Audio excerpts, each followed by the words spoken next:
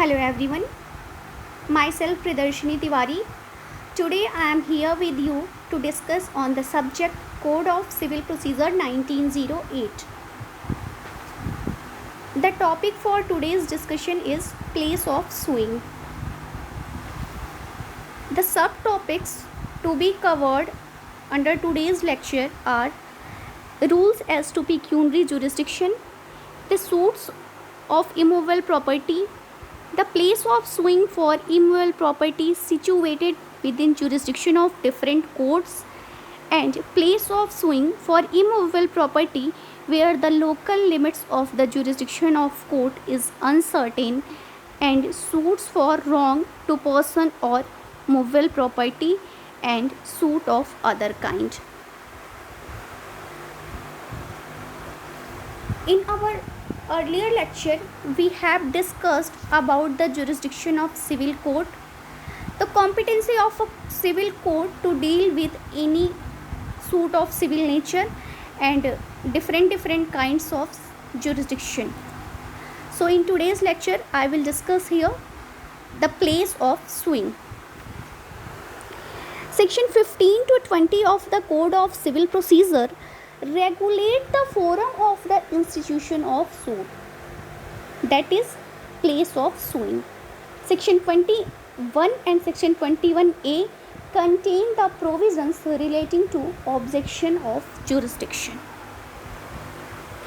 So the first section, that is 15, talks about suits to be instituted in the lowest grade competent to try it.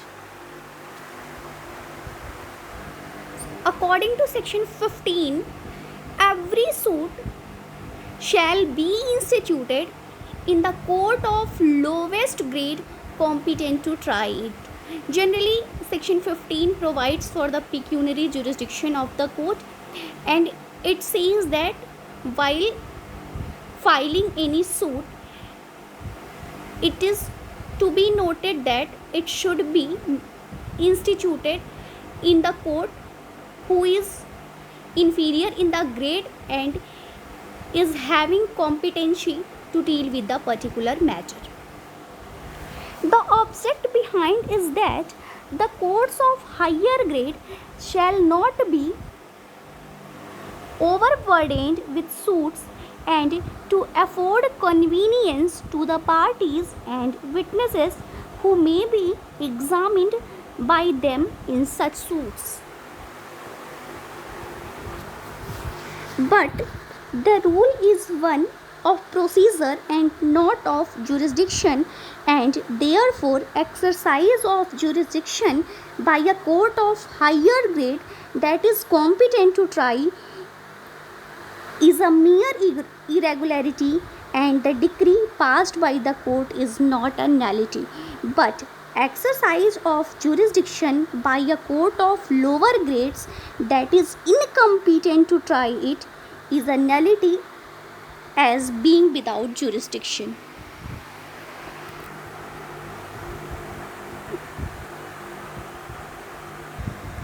The court must be competent to try the suit at the time of filing of the suit. Subsequent changes in the value does not affect the jurisdiction. Prima facie, it is the plaintiff's valuation in the plaint that determines the jurisdiction of the court, and not the amount for which ultimately the decree may be passed by the court. Now, suits for immovable property. Section 16 prescribes the rules that where the suits related to immovable property can be filed. According to this section, the following suits shall be instituted in the court within the local limits of whose jurisdiction the property is situated. If any suit is for the recovery of immovable property, or any suit for the partition of immovable property, or any suit for foreclosure, sale, or redemption in the case of mortgage of or charge upon immovable property, or the determination of any other right to or interest in immovable property, or suits for compensation for wrong to immovable property, or suit for the recovery of movable property actually under distraint or attachment shall be instituted in the courts within the local limits of whose jurisdiction the property is situated. So basically, section 16 generally talks about the territorial or the local jurisdiction of a court. Section 16 authorizes a court to deal with any suit related to immovable property only when the property, which is the subject matter of the suit, is situated in its local jurisdiction. So every suit related to immovable property of any person is to be filed in the court within whose local jurisdiction the property is situated. But the proviso of section 16 provides that where a suit to obtain relief in respect of immovable property can be entirely obtained through the personal obedience of the defendant, the suit may be instituted either within the local limits of the court where the property is situated, or in the court within whose local jurisdiction the defendant actually and voluntarily resides or carries on business or personally work for gain. So basically, section 16 is confined to the local or territorial limit of the court, but when the suit is of such nature that the decree can only be satisfied by the personal obedience of the defendant, in that situation suit can be filed at the place where the defendant is residing or carrying on business or personally working for gain. Now, what is the meaning of the term property? Property here used under section 16 is meant for any property which is situated in India. So, it can be said that section 16 is subject to the pecuniary or other limitation prescribed by any law. Now, property situate within the jurisdiction of different courts. Section 17 of the Code of Civil Procedure talks about the situation where one property or one subject matter is situated in the jurisdiction of different courts. So, in that situation where the suit shall be initiated. So, here where a suit is to obtain relief respecting or compensation for wrong to immovable property situate within the jurisdiction of different courts.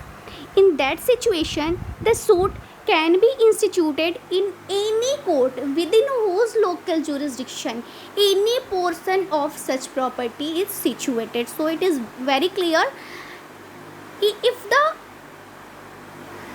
If it is not clear under whose local jurisdiction the property is situated, or if any property is situated partly in the jurisdiction of one court and partly in the jurisdiction of another court, in that situation suit can be initiated in any of those courts, and once the suit is initiated, irrespective of the subject matter, the whole claim shall be be cognizable by that court.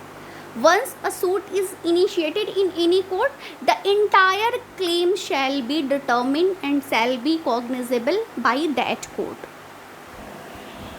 The object of section 16 is to avoid multiplicity of suits, but the section is no bar to parties bringing successive suits where the properties are situated in different jurisdictions. Now, where local limits or jurisdiction of courts are uncertain. Section 18 talks about the situation where it is uncertain under whose local jurisdiction the property is situated.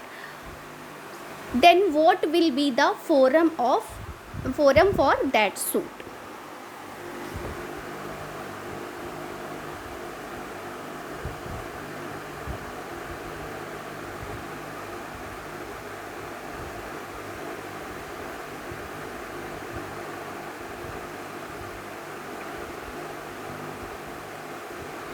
Where it is uncertain as to within whose jurisdiction of two or more courts the immovable property is situated, any one of those courts may try the suit relating to the property after recording a statement as to uncertainty. So, if jurisdiction or local limits of any court is not clear, is uncertain, in that situation both courts have equal competency to deal with the matter. Suit can be initiated in any court, but writing of statement regarding uncertainty is very essential before the initiation of proceeding before the court.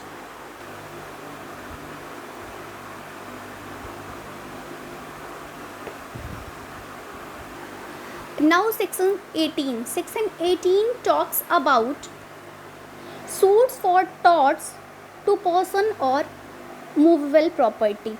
If any wrong has been committed against any person or against any movable property, in that situation suit can be instituted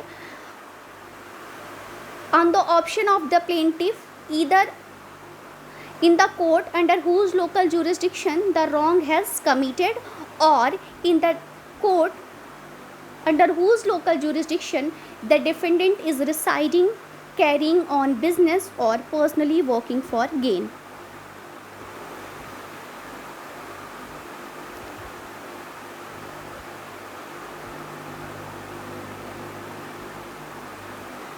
Now, suits of other kinds. Section 20 of the Civil Procedure Code 1908 provides for all other cases not covered by any of the foregoing rules, all such suits may be filed at the plaintiff's option in any of the following courts: where the cause of action has been partly or fully arisen, or where the defendant is residing, carrying on business, or personally working for gain, and where there are two or more defendants, any of them resides or carries on business or personally working for gain, provided that in such case either the leave of the court is obtained, or defendant do not reside or carries on business or personally work for gain at that place, agrees to in such institutions. So, for any other kinds of suit can be instituted at the option of plaintiff anywhere, whether they at any place where the cause of action has arisen, or where the defendant is residing, or if there are more than one defendants, in that situation suit can be initiated in the court under whose jurisdiction one of the defendant is residing, but for this the prior permission of the court is necessary, or the acquiescence of the next defendant is also essential. Thank you.